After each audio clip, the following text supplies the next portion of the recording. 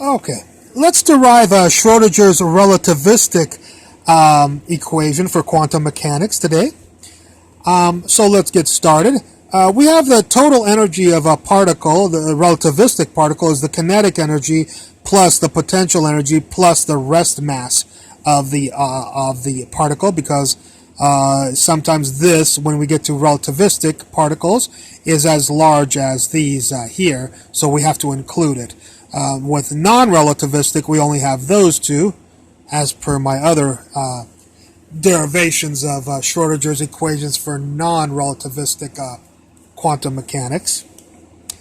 But here we're going to have to include the m sub 0.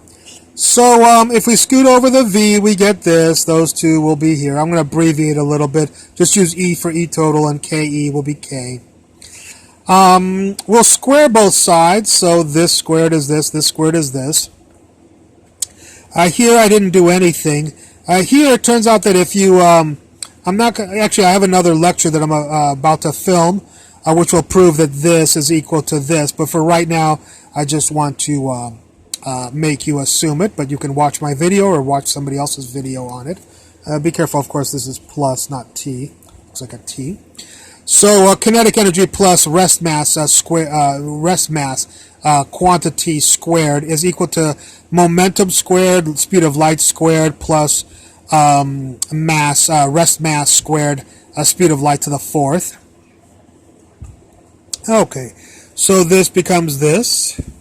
We remember that our energy operator is complex I, h bar, partial with respect to t. And our momentum in the x direction is I, h bar, partial with respect to x. So we can plug these, this guy into here, and plug this guy into here. So there's, and there he is right there, minus v squared equals. You'll have to square this guy. I squared is negative. H bar squared is h bar squared. C squared is c squared. I'm sorry. Partial squared is partial squared with respect to x, and this c squared is this c squared. It didn't come from here, I'm sorry.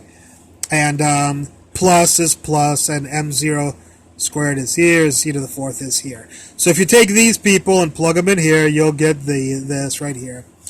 And then we'll generalize a little bit here. All I did was this stayed the same. First of all, I multiplied through by psi.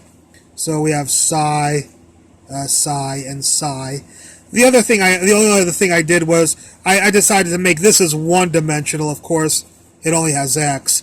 But by changing it to del squared, I changed it to three-dimensional x, y, and z. Okay?